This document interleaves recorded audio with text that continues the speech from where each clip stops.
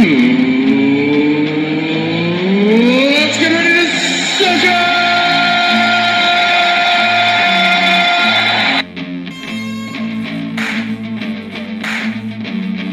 It's sunny. You've always known that.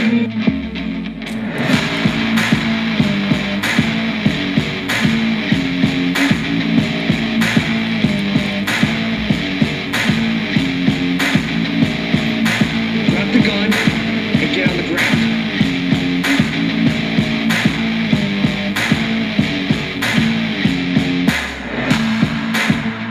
Hard work pays off. Dreams come true. Bad times don't last, but bad guys do. Ladies and gentlemen, boys and girls, children of all ages, welcome to Suds in the Squared Circle podcast. I am Vinny Apicella, and I'm back. It's been quite a while since I recorded a podcast, and actually it's the first time on video, so if the feed isn't that great, it's something I'm working on, especially with the background and everything at all. But I do want to say thank you for joining me. This will be up on our YouTube page as well as the RSS feed, wherever you find your favorite podcasts. Again, my name is Vinny Apicella. I'm here with you, Suds in the Squared Circle. Today is Friday, June 23rd, 2023. It's been about roughly 3 months since I recorded.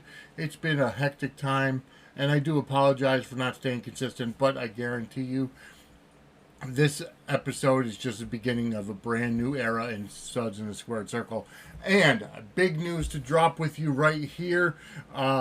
Coming up at the end of July. We haven't picked out a date yet, but I am going to be collaborating with multiple other General Hospital and WWE fan podcasts, including 10th Floor General Hospital, 10th Floor Podcast, I should say, Pier 54, a General Hospital fan podcast, Ring the Bell Radio, a wrestling podcast, as well as Max Updates GH, and I got a couple other options that I've reached out to about whether they're gonna join us in the festivities or not.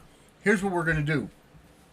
We know that the Daytime Emmy Awards got postponed indefinitely because of the writer's strike. Now, I'm not going to mention what side I'm on. I do feel that people should get paid for what they deserve. However, I also feel that people should go to work to earn that money. But that's neither here nor there. I personally don't believe in unions. I personally don't believe in that kind of stuff. But I'm not going to make this all about my feelings. But it's about you, the fans. So here's what we're doing. Is coming up at the end of July, we're going to have an awards show that's going to incorporate all of the major podcasts that I just listed. And what we're going to do is we're going to do the Sudsy Awards. There has the premise of this is because of the simple fact that the writer's strike basically postponed indefinitely the Daytime Emmy Awards. So there's going to be nothing there for the daytime shows. And there hasn't been a Slammy Awards episode in quite some time. And it's going to be basically staying around General Hospital and the WWE for a couple of different reasons. One, 10th Floor, Pier 54, and Max Updates. They only go with General Hospital. I am still not as up to speed on Days of Our Lives yet, so I'm not going to really go ahead and go into giving awards for days yet. Plus, Dish and Days actually just did their Dish and Days awards, so I don't want to necessarily feel like a copycat. With that said, there also has not been any Slammy Awards in a number of years for the WWE. And also AEW, I don't watch AEW. I'm going to give a little bit of a AEW Collision recap on today's episode, just simply because I heard how good it was. I did not watch it.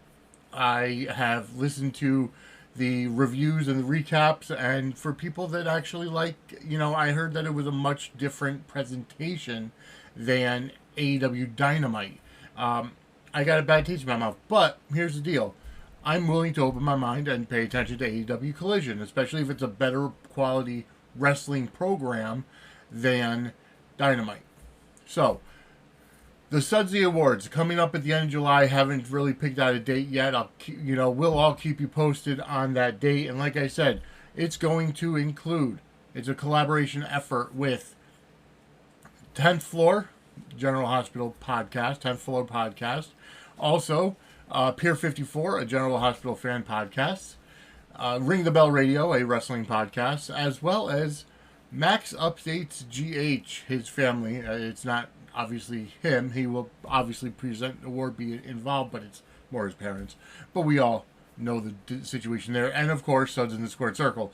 It's going to be called the Sudsy Awards, coming up at the end of July. Keep posted to Twitter at Suds SQ Circle Pod, as well as the other podcasts, Twitter handles and Facebook feeds, because we're going to be putting up polls going forward. Until then, we want the input of you, the fans. I know Pier 54 is at AGH Podcast. I also know that 10th Floor is at 10th Floor GH. And then, of course, at Max Updates GH. And Ring the Bell Radio is at Ring Bell Radio. So, keep in mind and pay attention to those Twitter feeds as well as the Facebook pages for the separate podcasts. And we're going to be offering big time some way for you to interact.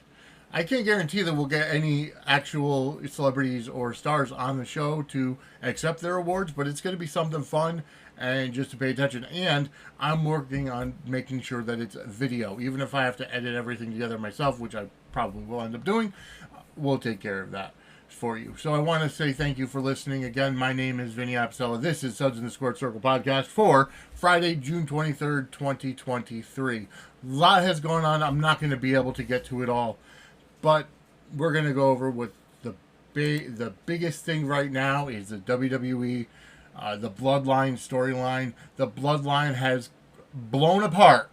Okay? So we know that at WrestleMania, and I didn't even do a show for WrestleMania. I am so sorry. After WrestleMania, it's been just so crazy for me. But we all know that Cody Rhodes lost to Roman Reigns at WrestleMania. Everybody going into it thought that Roman Reigns was going to be dethroned by Cody Rhodes. He was going to finish the story. That did not happen, unfortunately.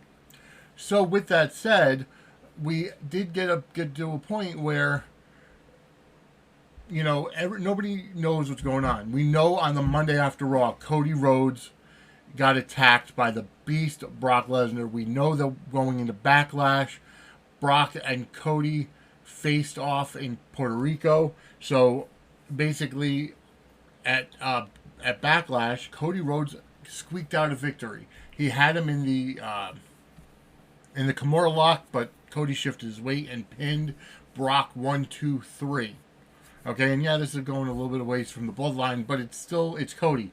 I still think that Cody is going to be on track to take down Roman Reigns at WrestleMania 40. That's still, 9 months away in Philadelphia. However, here's where we go, right? We go now to Crown Jewel, or was it Crown Jewel? Yeah, Crown Jewel in Saudi Arabia, okay? And no, it wasn't Crown Jewel. It was they did change the name because it was supposed to be King and Queen of the Ring, but Night of Champions. That's right, WWE Night of Champions in Saudi Arabia. Brock beat Cody Rhodes, and Cody ended up, I believe, from what I know, Cody ended up passing out in that match. So he didn't necessarily tap out, but he ended up passing out. So that was a way to keep him strong going into it. Brock is not going to be at the upcoming Money in the Bank Premium Live event, so Cody's going to be taking on Dominic Mysterio. Dominic has the most heat out of any heel in wrestling at this point in time, so I look for that to be a fantastic match. Now, if we're going to go further on to the Bloodline storylines, WrestleMania, like I said, Roman Reigns beats Cody. However, on night one, Sami Zayn and Kevin Owens defeated the Usos to win the undisputed WWE Tag Team Championships, and that put the first crack in the foundation of the Bloodline. Because then at going into Backlash. Okay, Sammy and Kevin weren't even on the show. The Usos were not even on the show. Night of Champions coming in, and it was Roman and Solo trying to win the match against Sammy and Kevin, which actually was a milestone in itself because Sami Zayn was actually allowed into Saudi Arabia thanks to the ban on Syrian descendants in that country, in that part of the world. So it was big for Sammy and Kevin to win at that point in time. Going into Money in the Bank,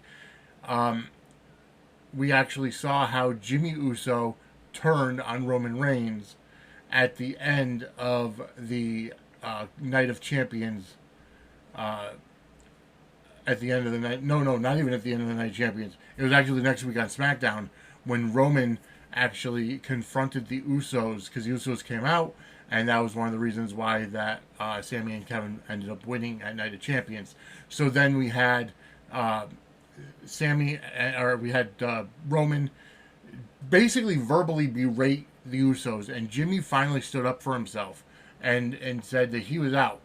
He super kicked Roman. He super kicked Solo. He basically got out of it. Jay was kind of left standing. Roman's like, Jay, fall in. And he didn't. He stayed neutral at that point in time. Reigns made that comment to Paul and said, next week, Jay will fall in line. Do what he always does. Well, that next week came, and Jey Uso actually started verbally berating Jimmy and said, listen, this is family. You're out and I'm out. And then they both super kicked Reigns. Good, and then ended up super kicking Solo. Solo's their baby brother, right? Because Solo actually hit Jimmy with the Samoan Spike. That was to end that first week of story, right? When Jimmy spoke out, right? And Solo stood with his brother, but then turned on him and gave him the spike. But then Jimmy and Jay together, they double teamed Solo and Roman, and now we're going for Money in the Bank. We're going for a Bloodline Civil War. Roman and Solo versus the Usos. This is going to be good. And what I really like about the storyline is that I don't know where they're going with it. I don't know how much more is going to go. Listen, we had Cody involved. We had Matt Riddle involved. That's right. Wasn't that... actually, I do apologize. Backlash was a 6-man tag. It was Sammy, Kevin, and Riddle against Solo and the Usos. So, I apologize. And then Night of Champions was that. So, they've incorporated Riddle. They've incorporated Sammy and Kevin. They've incorporated Cody. And then there's rumors out there that Drew McIntyre is going to come back and align himself with the Bloodline. You can't beat him, join him. I don't like that. I think Drew McIntyre needs to come back, and he needs to be a major player in the World Championship race. So I have no idea what he's going to be doing and where he's going to be going. He's been off of TV for a few months now. He actually missed WrestleMania. And I know a lot of that had to do with an injury. So let's see where Drew comes back. Okay, so we kind of got caught up on the Bloodline storyline, which is a major storyline in the WWE. So we can now go ahead and get into Money in the Bank for July 1st. It's going to take place at the O2 Arena in London, England, Saturday, July 1st. And I really like the fact that they are going through and doing the Saturday pay-per-views, because it's going to be fantastic. And you don't have to worry about getting up the next morning. I mean, I will be because I'll be working, but either way. So here's the current way that the matches shape up for Money in the Bank. Okay? We've got, in the men's Money in the Bank ladder match, we've got Ricochet against Shinsuke Nakamura, LA Knight, Santos Escobar, Butch, Pete Dunne of the Brawling Brutes, Damian Priest of the Judgment Day, and Logan Paul inserted himself at the end, during Monday's Raw, basically saying, "Oh, he got a chance to buy in to the Money in the Bank," when he wasn't even, he wasn't in a qualifying match like the rest of the 6 were. I look for LA Knight to win. I'm sorry. I am huge on LA Knight. I really liked him as Eli Drake in the NWA. He was Eli Drake in Impact. And when he came over to NXT and he was doing a great job in NXT, he was outstanding. Unfortunately, when he came up to the WWE and went to the SmackDown brand, he was the manager of the Maximum Male Models, and unfortunately that went over like a fart in church. Luckily, they did go ahead and switch out Max Dupree for Maxine Dupree, his storyline sister, and got LA Knight the hell away from there. So, with LA Knight now back on the Raw brand, actually I believe he's on the SmackDown brand, but he's getting a couple of win streaks together, and finally getting out there. He should have been at WrestleMania in LA. He was not. Bobby Lashley was also upset. He wasn't on the WrestleMania card. He won the Andre the Giant Money in the Bank, Andre the Giant Battle Royal at the SmackDown before WrestleMania, but not on the card. He just kind of came out and celebrated. LA Knight was nowhere to be found, unfortunately, and it was right in Hollywood. It made sense. It was in LA. But I'm big on LA Knight. He's my pick to go over on July 1st. In the women's Money in the Bank match, Zelina Vega, Becky Lynch, Zoe Stark, Bayley, Io Sky, and Trish Stratus. Trish Stratus, okay? Something like 18 years after her retirement, she comes back. She has a fantastic 6-women match at WrestleMania with Becky and Lita, who were the tag team champions at the time. Then the next night on Raw, Lita's injured, so Becky takes her spot to defend the titles with Becky, or Trish takes the spot to defend the titles with Becky, and then Trish turns on Becky, and it's been a fantastic rivalry. At Night of Champions, it was Trish against Becky, and let me tell you something. Even at her age, and I'm sure she's over 40, I'm not going to deny that. She's definitely over 40 because she's not younger than I am. Okay, Trish Stratus still looks good, and she can still go. All that Trish Yoga is doing something for her. She's having a great run. She's been, and then Zoe Stark actually joined her I don't want to say it's a stable, but she joined her in her cause. So Zoe Stark is kind of a disciple of Trish with a thank you Trish shirt. And Zoe Stark recently called up from NXT. Fantastic talent. Fantastic. I am really high on her. And you know what? I have a feeling that it's going to come down to either Io Sky or Zoe Stark winning the Money in the Bank for the women on July 1st. I wouldn't mind seeing Zelina Vega win it. Zelina Vega did have a shot at the SmackDown Women's Champion Rhea Ripley at Backlash in Puerto Rico. In front of her, her home state, or wherever Puerto Rico is at this point, a Commonwealth. Her home area, she grew up in the Bronx, but she's of Puerto Rican descent. And, just a feel-good moment for Zelina. She got over. And Zelina is now part of the LWO. Santos Escobar in the men's match is also part of the LWO as well, so I forgot to mention that. Now we've got a singles match. Cody Rhodes versus Dominic Mysterio. As I mentioned before, obviously Dominic will have Rhea in his corner. This is going to just begin to be an all-out brawl, and I like it. You've got a second-generation wrestler in Cody Rhodes against a third-generation wrestler in Dominic Mysterio. Well, I guess he's still considered second because it was the uncle, but technically a third-generation wrestler. His uncle Rey Mysterio, his great uncle Rey, plus his father Rey Mysterio. So I would consider him third generation. But against Dominic, it's going to be legacy characters going at it, legacy families. And I think that he's going to kind of, it's going to be a good match. There's going to be a run in. I guarantee you, Rhea's not going to stay innocent in this. She's going to go ahead and get out it, help Dom out. I would think Brock will be back to set up the SummerSlam match. So, I mean, I think it's a good place to go for Cody to go ahead and do this. Now, in the meantime, while this is going on, while we have a unified WWE undisputed Universal Champion, Roman Reigns, he did get, after he hit 1,000 days, which was about a month ago, he was presented with a brand new undisputed WWE Championship belt. It's going to deactivate the current WWE Championship and the Universal Championship, which Roman held both. Once the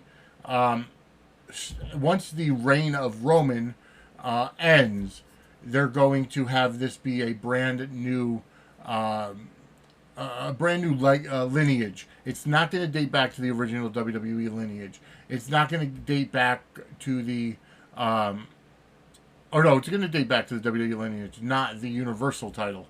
The Universal title is being taken out. Right now, Roman and Paul are carrying 3 championship belts. Because of that, right after Night of Champion, or right after Backlash, Triple H came out and said, basically, Roman has been holding the titles now for almost 1,000 days, which is a great feat, but he's also not on Raw. He's on SmackDown. And, with the draft coming up, they said that what's going to happen is there's going to be a brand new World Heavyweight Champion crowned who's going to be a fighting champion. Basically a dig at Roman because he's part-time now. I mean, it is what it is. There's really no two ways of saying it. Because of the simple fact that that's a new contract. And he's been there for a while. He deserves it, right? Kind of like the territory days where, and even when Brock was champion for that long term, he went away, he came back. That's basically what happens when, like in the territories. The champion would come in, work 4 weeks or 8 weeks, and then leave and go to the next territory. And you only saw him once a year or twice a year, if that. So that's a really good thing with Roman's reign. However, we did go into getting the Universal Championship crowned on Seth Rollins at Night of Champion, who defeated AJ Styles. The way they set this up was ridiculously stupid. Okay, because they said whoever Roman gets drafted to, the World Heavyweight Championship will be on that other show. Roman got drafted to SmackDown, the World Heavyweight Champion is going to be on Raw. Great. However, what they did was they did 2 triple threat matches on Raw and 2 triple threat matches on SmackDown. Kind of put the kibosh on any kind of legitimacy of the brand split right at that point. Because if somebody from SmackDown won, they would have had to go to Raw, just per the stipulation, or because they couldn't bring the World Championship to SmackDown. So when it comes down to it, you had at Night of Champions, you had Seth Rollins taking. I refuse to call him Seth freaking Rollins. I think that's stupid. I think his character is stupid. He's one of the most annoying characters on the face of the WWE at this point in time. So Seth Rollins is beat AJ Styles in order to go ahead and become the new WWE champion, or the new World Heavyweight Champion. This is going to have a new lineage as well. It's not going to go back to that World Heavyweight Championship, the big gold belt that was brought in 2002 that kind of dated back to the WCW Championship. It's not going to be that. It's brand new. I apologize. It is just about midnight here when I'm recording, so I've been up all day. I'm trying to get better with the consistency. It's got to be the consistency. And then, like I said, in the main event, the Bloodline, Roman Reigns and Solo Sikoa with Paul Heyman take on the Usos, Jimmy and Jay. Now, here's the thing. Excuse me. The Usos versus Sami Zayn and now Sami Zayn and Kevin Owens, the World Tag Team Champions, aren't even on the card heading into Money in the Bank yet. So we'll see if it is actually there, if they're actually going to be there. I would assume they would, but I don't know at this point. And I don't want to have Matt Riddle do anything. I don't want Riddle anywhere near this because, quite honestly, he is a goof. I do not like him. I don't like his character. Let's see. So, So, here's the thing. When Jimmy and Jay defended the undisputed WWE Tag Team Championships against Sami and Kevin at WrestleMania Night 1, that was the first time in history that the Tag Team Championship headlined, was the main event of a night of WrestleMania. Kudos to them, big time. And it's because of the storyline. You know, I've heard conflicting reports, and I heard Ric Flair say that Charlotte and Rhea should have been the main event, and the match was the greatest. You're right. The match was the best on the card. It was probably the best out of that weekend. However, the storyline for Sami and Kevin and the Bloodline, that entire Bloodline storyline, in my opinion, is going to be nominated for a Sudsy for best storyline. However, that storyline has been the biggest thing in wrestling in almost 20 years. So, yeah, that is going to be the one that's going to main event WrestleMania. Not Charlotte and Rhea, which, okay, that's a great match, and it was a better match. The quality of the match was fantastic. You have two great athletes in Rhea Ripley and Charlotte Flair.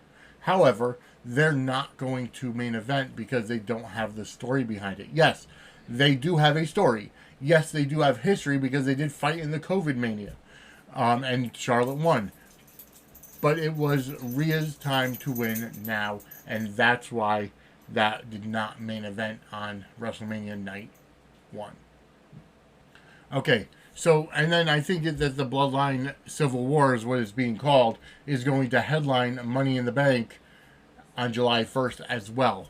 So, that, like I said, that story is the best story, in my opinion, in years when it comes to the WWE stuff. Okay. So, now that I've gone over Money in the Bank, I'm going to kind of go ahead and bring up a little bit of Days of Our Lives stuff. I have been watching it religiously now for a couple of months. I'm still getting into the storylines. I haven't really gotten into it so much, and it's probably because of the way that it's edited. It's the way that days kind of, they do a day or two of a story, you know, but then they completely change it.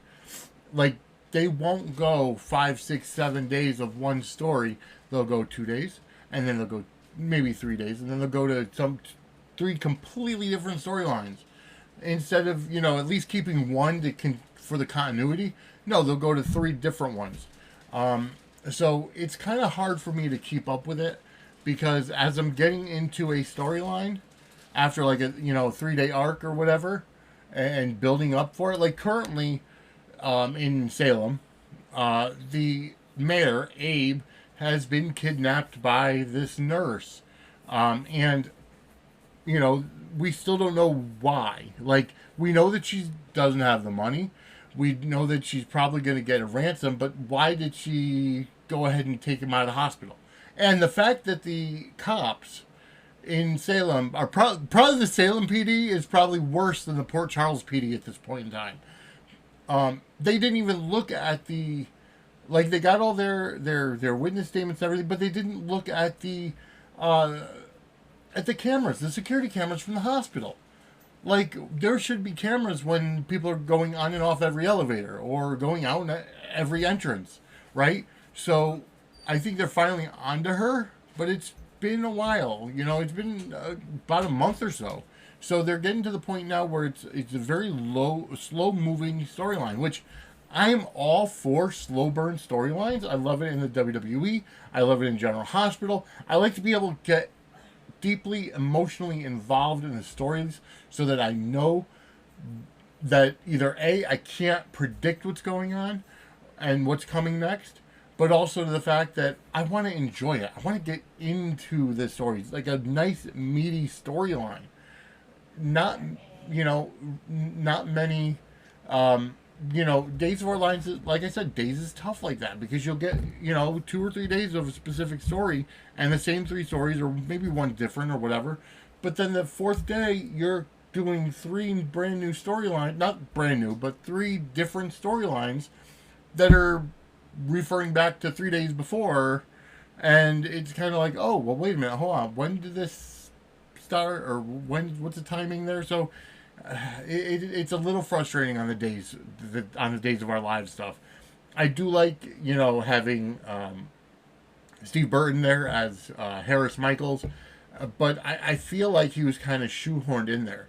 I feel like they don't have a story for him. Like he's an ex Navy SEAL or an ex, you know, military, you know. So I think it is Navy SEAL, but he has the background. He was brainwashed by Megan Hathaway, now Tamara, you know, and then he had that redemption story and that face turn, and he helped to find Kate on the boat, and now, you know, John and Steve don't want him to help out finding Abe, although now he's back in Salem. It's again, it's just very difficult to really find out this kind of stuff, and you know, follow it, I should say. So we'll kind of keep looking on that. For now, if you need any Days of Our Lives information, go over to Dishin Days, which is one of the, you know, hosted by Tony Moore, and he's good friends with James Lott Jr. And you know, it's kind of under that after show style show. So on Sundays, go ahead and go to Dishin Days and get your Days of Our Lives news. Okay. Before I get to General Hospital, I'm going to talk briefly about AEW Collision. And here's why. Okay? I am not a huge AEW fan, and we've known that. I've said it before. I don't like the style of AEW. I don't like the presentation. I don't like Orange Cassidy or Kenny Omega or the Young Bucks because, in my opinion, they're treating wrestling too much like a performance art, which it is, but we don't want to be reminded of it. We want it to be a sports entertainment, simulated wrestling, simulated fight. You know, it's like when it gets to be too choreographed, that's when you lose me. Because it's like, no, in real life, you know, you wouldn't just sit there and wait for this guy to come off the ropes. You'd kind of scatter like cockroaches and let him hit the floor.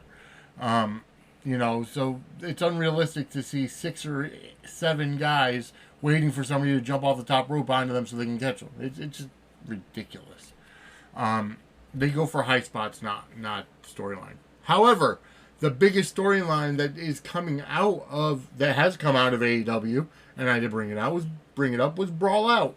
You know, the press conference, the media scrum after All Out last year, where CM Punk and I want to say Edge Christian, but I know it's not that. The Young Bucks and Kenny Omega, and I don't think Hangman on Page was even involved with that, but they ended up getting into a fight, a backstage fight, and then, you know, fines were levied, and Punk was sent home, and, you know, Ace Steel was fired and then brought back, and we didn't even know Punk was going to be on Collision. Like, the heads of Discovery Warner Brothers Discovery, wanted CM Punk there.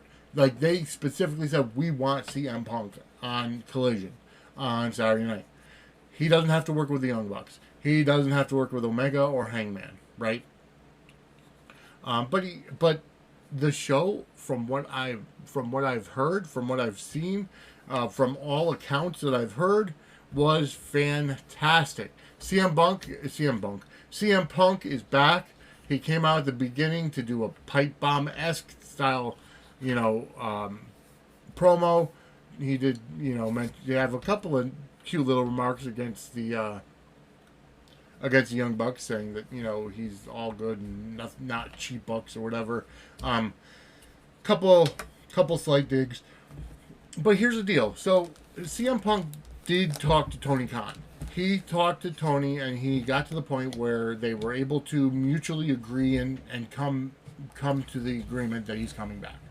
Apparently, he tried to reach out to Kenny Omega and the Young Bucks as well, and their lawyers told Punk, saying, don't, you know, don't contact us. Don't call us, we'll call you, kind of thing. Which is very unprofessional, especially if you're the EVPs of a company. You have to deal with it, right? Now I get it. There's HR and all that, and the way that AEW is set up. I don't know how they handle gripes or grievances. So it remains to be seen if that actually happens or what happens. However, Punk was back. He gave that promo. The main event of that night, it was Punk teaming with FTR, the best tag team in the world by far, against Samoa Joe and Bullet Club Gold of Juice Robinson and Jay White. Now, here's the thing: I haven't had much experience or much to do about Jay White or Juice Robinson because they were in New Japan. I never sought out. Like, I don't watch a lot of wrestling. The majority of the wrestling that's on now that I watch is WWE. I haven't watched AEW in a long time. I haven't watched New Japan in a long time. I haven't watched Impact in a long time. Ring of Honor or MLW or whatever else is on. There's wrestling on 7 nights of the freaking week. There's just too much to handle. So I go with WWE and I'll report on AEW and I'll give it a chance possibly. But I heard it was the best match on the card. It was fantastic. Of course, Punk is going to have some ring rust, right? Because he's been off for about 9 months with the situation. So we'll see. We'll see what goes on and how that happens. So AEW Collision off to a big start. It's a Saturday night episode, so I don't exactly know how that's going to happen, or if that, how they're going to. How they're going to work, right? How are they going to get CM Punk into the same atmosphere or arena with the Young Bucks and Kenny Omega? So, I don't know. It's just weird to me if that's going to happen or not. I really don't know. So, anyways, we're going to get to the point where AEW is going to have to do something. Like, Punk was on Dynamite this past Wednesday, but the Young Bucks and Kenny Omega were not there, right? They weren't at Collision, and it's like these guys are EVPs of the company. They're high executives, so they have to understand and they have to actually take the time to deal with. They have to take the time to deal with what's the word I'm thinking of? Human relations, right? Public relations, or human resources. There we go. I know they have their lawyers and they have stuff, but it's not the same when it's your group, and you're the EVPs. So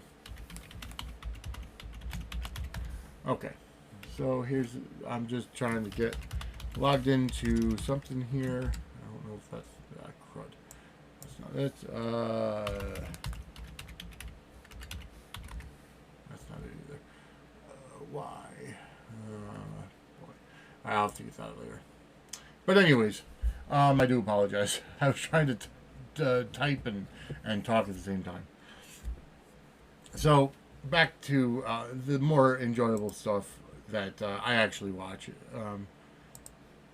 I wish that AEW was better. They had an actual good, that they had a good show to watch. They just don't. Collision's probably it, so I'm gonna try to keep up with that. But outside of that, I don't know what else to think about.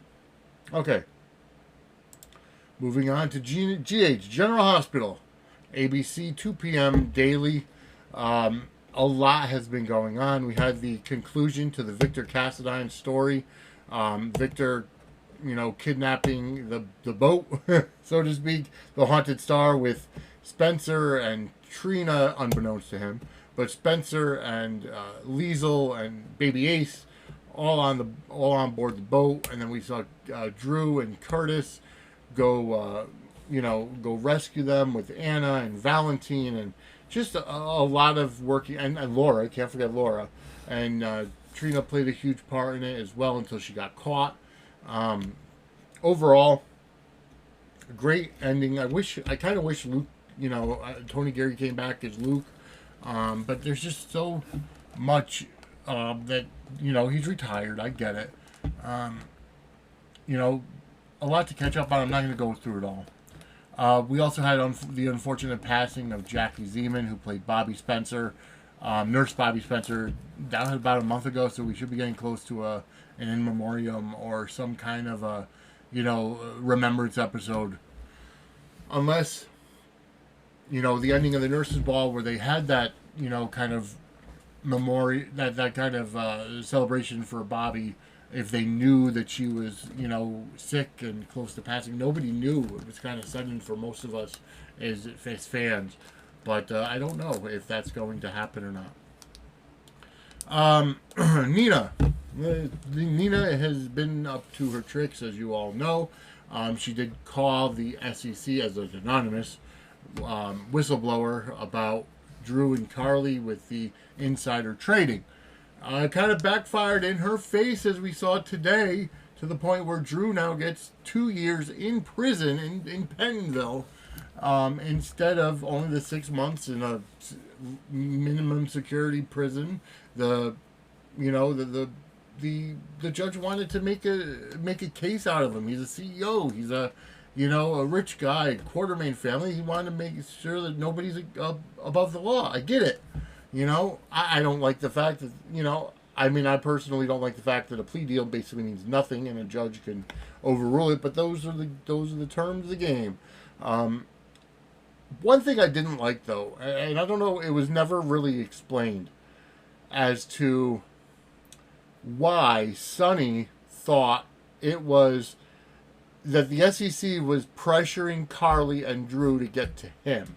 Right? Like, that never ever came up in dialogue until, Sonny made it to the point where, the SEC is going after Carly, and they're going to press Carly just to get to me. And he's like, well, just go ahead and use this or whatever, and save yourself. And it's like, where did that even come from? Right? Nobody ever once said that this had to be about Sonny. And I get that it was Nina that called, and I understand that. But at no point in time did any SEC agent that we saw go ahead and say, hey, we have an offer for you. Your ex-husband is Sonny Corinthos. If you can go XYZ and get this kind of stuff for us, we'll go ahead and, commute your sentence or whatever. That was never, ever part of the deal. So I don't know where that little branch off of the storyline ever came into play. Was it to the point where they were going to make you think that Carly was going to get the worst sentence instead of Drew, and then all of a sudden Nina comes out and says, yeah, I did it, and that ruins the engagement for Sonny and Nina, right? I don't know what they're is Cameron Matheson leaving the show? There are rumors about it now because Drew's going to prison for 2 years. So is he going to serve that entire time? Is it going to be a month or 90 days or what have you, or 6 months, and then he's going to get out, and then that judge find out that judge was paid off, or find out that whatever. I don't know where they're going to go. So it's pretty good storyline writing. I don't know. Here's the other thing that goes along with the writing. I don't know how many episodes are left in the can or left to produce in terms of what's written by the writers. And obviously the Writers Guild is on strike. They need to get back to work, in my opinion, but I'm going to, cool it with that, because I feel that everybody should be paid what they're worth, especially when you're in an art style of setting. Writing is an art, especially, when it comes to soap operas and wrestling. The writer, the booker, has to be somebody who's very smart and turning out a lot of dialogue or a lot of storylines in one day, let alone a weekend, let alone a week. So there's just a lot to it there. And they should be paid. And with streaming, they should be getting a cut of their work. And it's like, but then you get to the point where you can't make something so expensive that if you're sending 2 cents to this guy and 2 cents to that guy, and then 30, 40, 50 people are getting 2 cents, that right there is taking out, or let's say 20 cents. That right there is taking out $10, right? So you get to a point where it's like, what's enough? When's enough when we don't have to pass that money on to the consumer? Because that's what's ultimately going to happen. They're going to get paid more. They're going to get paid more in royalties. The production company is going to go ahead and say, okay, well, here's the deal. We now have to pay X amount more for this work. And, okay, well, now let's say the Disney Plus subscription is this amount of money. We're going to go up. We have this many thousands of subscribers. Okay, we're going to go up $3 now on their Disney Plus subscription price to pay for this extra money. So it's this vicious cycle. We see it in smaller cases as well when you get to the $15 minimum wage. Well, the prices are going to go up on many of your items of fast food. And again, all these wages are going up. You're going to have to pay more to get better service. And again, there's just so much that could be done better. And I feel for these people. They're not getting paid. I feel like they have to go to work, but that's just me. But I have heard it through Gorilla Vine. They have enough scripts written, I think, from now until August, I heard. And then also they have, they have non-union writers on staff, which is a smart move. Not only for the writer, but for the company as well. Keep people on that are willing to work. And that you don't have to worry that they're not going to the union and they're not, I'm not saying you could abuse them or take advantage of them, but you make them work, when your current writers don't want to, and I know that's a lot. Excuse me. All right. And I know that's a lot that, is there. And, I know that James Lott Jr. and even Matt from the 10th floor, they stand with the writers. I'm kind of in the middle because I see it from both sides. I see it from the writer side and the artist side, but I also see it from the business side. And I don't like unions. So there's that. Okay. So going forward, Cody and Sasha are friends. Sasha thinks they're just friends. We know that Cody wants more, or at least cares about her more. He helped her with the Hearth and Haven, the show on the shopping network that they were trying to manipulate her with the baby noises in the earbud, and he found out. He saw the social media posts and how they were just trying to get her to snap. So he went down there. He threatened to streak on live TV. I thought that was really, really good. But here's the deal. Now with the added wrinkle of Gladys. Bonnie Burrows is a fantastic actress.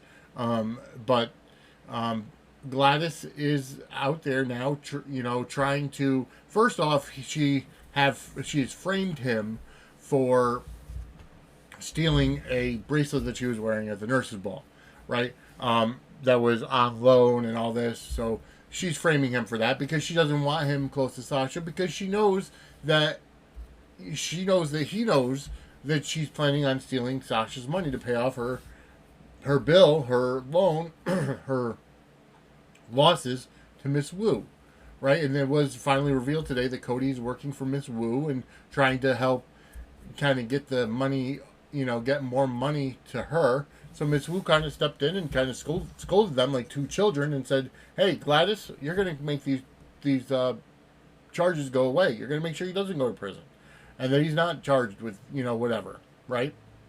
I thought that was actually pretty good. And then, Gladys gave Ms. Wu some money, but not all of it, because she said that she got to take a little at a time so Sasha doesn't get suspicious. And then this other wrinkle where Sasha now wants to get rid of the custodianship, the guardianship with her finances and everything. And honestly, you know what? I think she's ready. I do. But see, here's the thing. Now the psychiatrist that Sasha's working with, I don't know why they didn't go to Kevin. But the psychiatrist that they're working with is a member of Miss Wu's gambling ring, and now he's going, he's offering to help Gladys pay off her debt for a favor. We don't know what that favor is. That's going to come up on Monday. So I'm actually enthralled again. I'm actually enthralled to see where the story's going. I'm kind of over the whole Nina, Carly, Drew, Sunny stuff. I'm kind of over that at this point. I think, like, at this point now they just have to get to the point where there's a blow off, right? We have the blow off. Drew's going to prison. What's going to get him to the point where he's not serving all 2 years? That right now is what I'm looking at, and that right now is that blow off, or that next step in the storyline. Again, is Cameron Mathis leaving? I know many people want Billy Miller back in as Drew. I don't think that's going to happen, but again, remains to be seen. We're looking at we're looking at Molly and TJ, who are trying to get pregnant, and Molly's at the point now where she's got endometriosis, and now they're saying that her eggs may not be viable, and she's upset. So now they're looking to see, maybe they're planning the next step, and to the point where I'm thinking that they're going to have Kristina be a surrogate. Now here's the other kind of controversy that's been all around General Hospital over the past couple of months. Recasts, okay? We have a new Kristina. Lexi Ainsworth is out, and this new woman is in. She did play Abigail on Days of Our Lives, who passed away in October, and now she's here as Kristina. I like Lexi. I think this girl is a natural evolution of the character, especially because in soaps you do age a little more rapid. You're only looking at an hour of their life a day, and sometimes that week is one full day. So you have to Sora's soap opera rapid aging syndrome, and it's not just for kids. It's for it's for adult children as well. And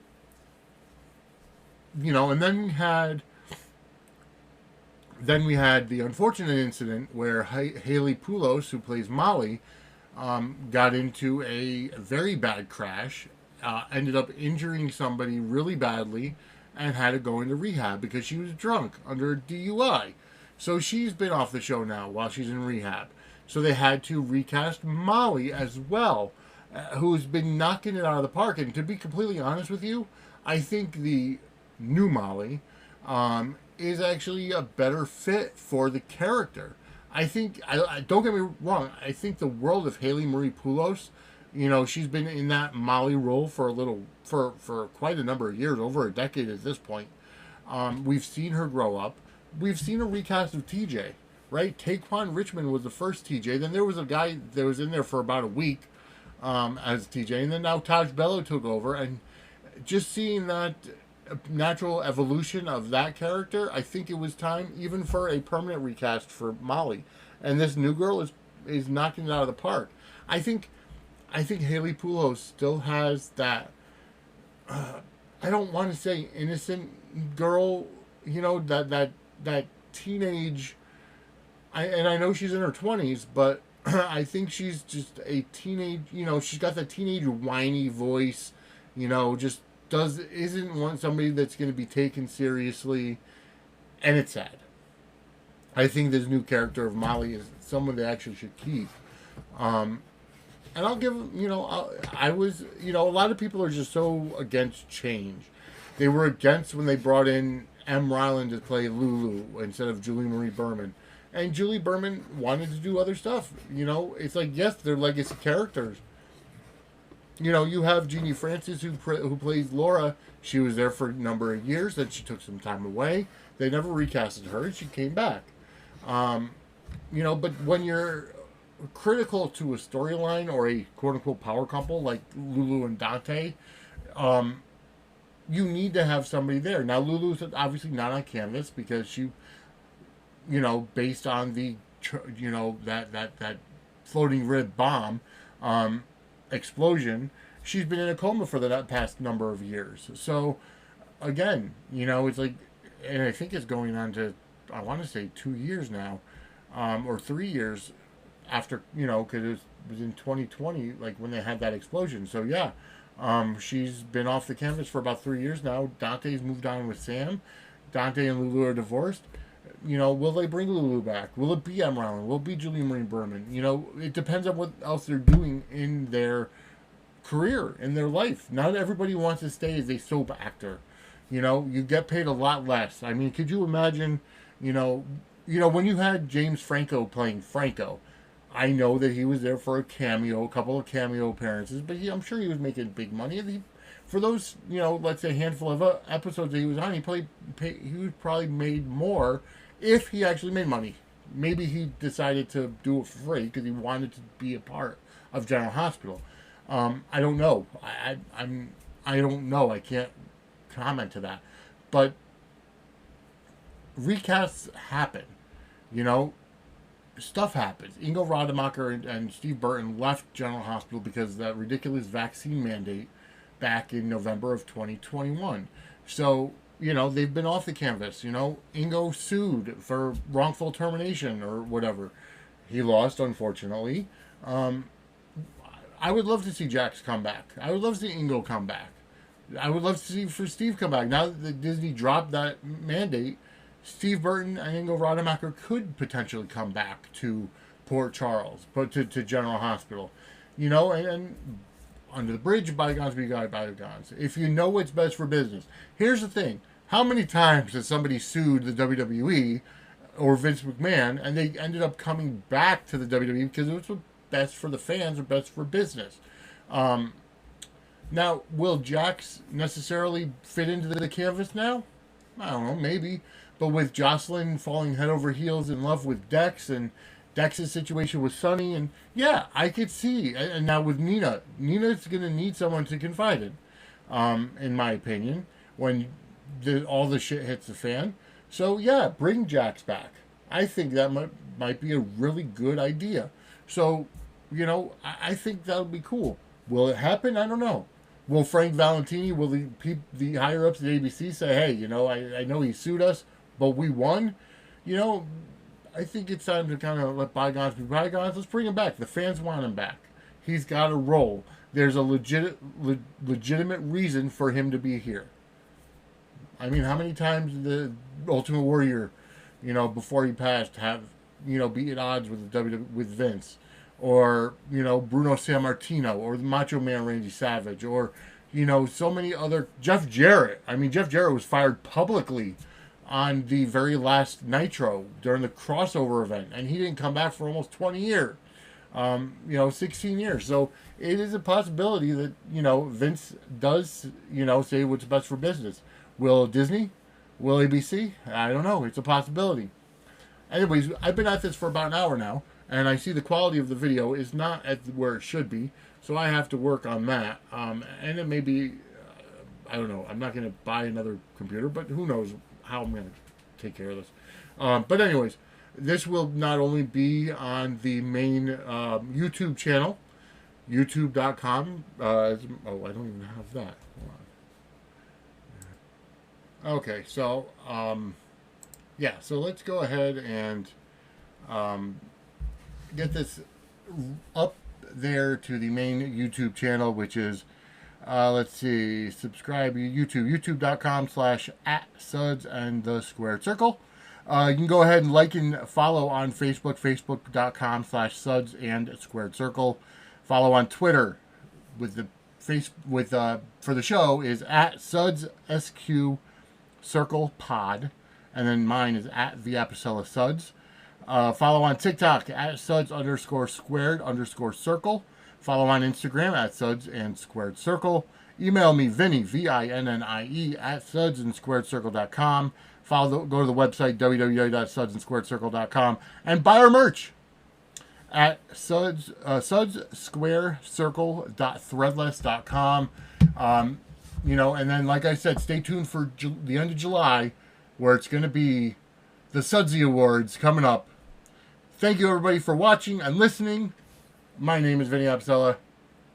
See you next week here on the Suds in the Squared Circle podcast.